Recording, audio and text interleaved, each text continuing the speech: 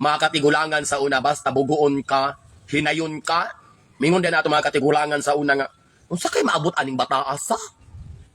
Unsa kay ugma damlag ani niya nga, butulon ra ba? Mo maguna sa una, sige daw be. Pamalandong ikuno ninyo sa una, mag-eskwela pa mo. Di man natin mga silingan mong ingon, wanay ka og mao ng bataan na kay bogo.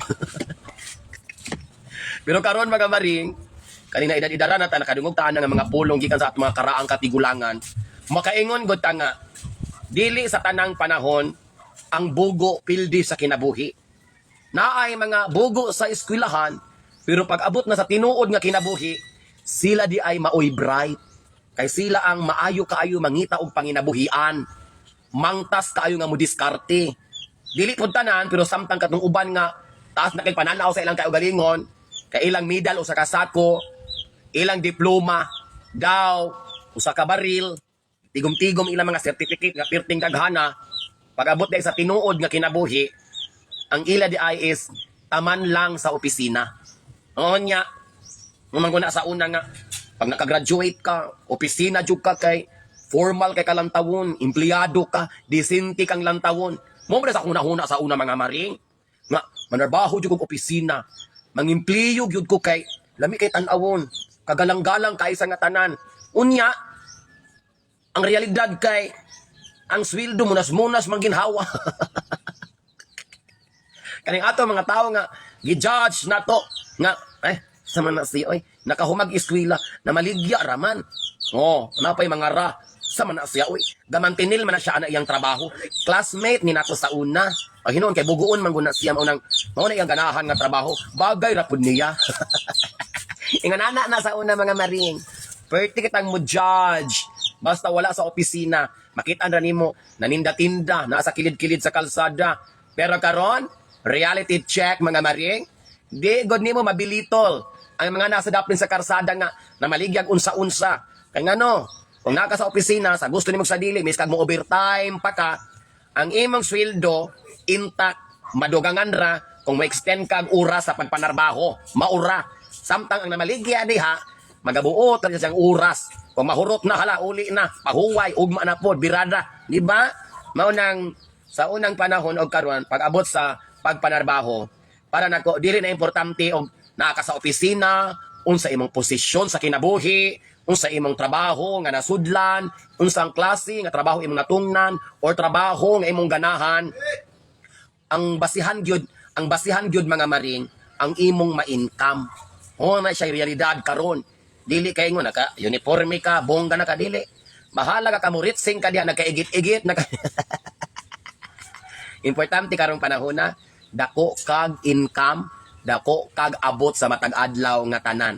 Kay mag-unsa man ang imong lami kay nga postura. Ang imong sweldo munas-munas ginhawa. Wa na gali mabilin inig pangobra. Resibon lang tanan butang sa pitaka. Samtang kaning nagkamuritsing dire, lupig pay minimum. Bahalag nanguskos ra ka diha. Bahalag nanilhig ka diha, nanglimpyo ka diha unsa imong trabaho. Basta dako kag sweldo, be proud of yourself. Kay ang uban man god, dili mo hikap og mga trabaho nga inito ginagmay kay murag maulawan ba sila ba? Ang ilang digdindag murag matarog ka, graduate ko. Kapton ako nyug silhi. Graduate ko. Palimpyohon ko ninyong inidoro now. Ana man na kay matandog man pud ang ilang garbo. Nga adunay diploma, titulado, human kani akong trabahoon. Buyag. Pero nowadays, miskag mga professionals nga nakagraduate og mga universities, nga cum laude, whatever, naghinay-hinay, nagka-realize ang mga tao nga, di ko day diploma mo ibasihan. Sao man ang diploma, atong sweldo, pirting gamaya. Hala, purog mulayat ko das iniduro, diag, sayaw kog tumbling ko, diag, doon ako hugas ni tibuok balay, lapwahan tanang. Importante, dako kag income. Kay nagkamahal na rong panahon na mga maring. Di nata magpabilin atong garbo. Di nata magpabilin ani atong mga prinsipyo nga opisina ra jud ko kay graduate ko. Di ra jud ko. Di ko ana. Kay mo na ginaingon nga naas L dirty naasa dili ko ana. Hugaw na.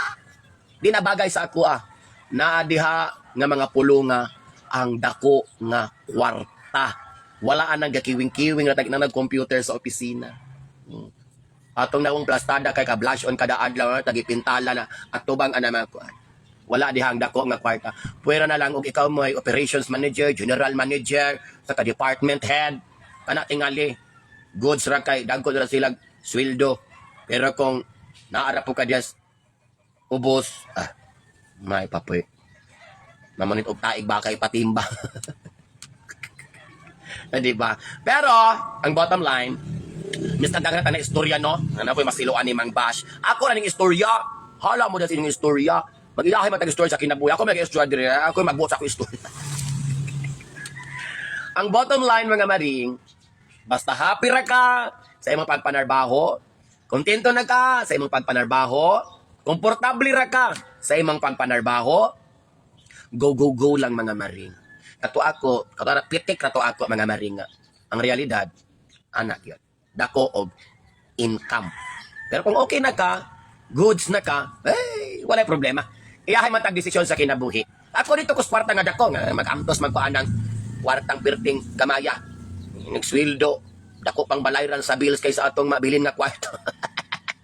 And then, above all, dili ta mang judge og tawo. Dili ta mang bilitol sa mga tawo nga nanarbaho. Dapat happy rata sa ilang na-achieve, nakabot, dapat maka-appreciate rata sa ilang mga trabaho, nga ilang gitrabaho. Yung manana ra, love, love, love, ragid mga maring. Ha? Lami kay porma, sweldo 350, alingasa. Pay, maghubog panty. Hubog kag panty. 1 hour, 30 minutes, 5 mil. Baho-baho lang bilahan. Dagan mo bumusimhot mga maring. Sana na mga maring, ang motoo disgrasya. Ang dili motoo sa aking istorya, luwas mo sa mga kakulian. Lifetime. Ako na yung mga palopiang job. Para mahappy ka, naa sa comment section ang konsumisyon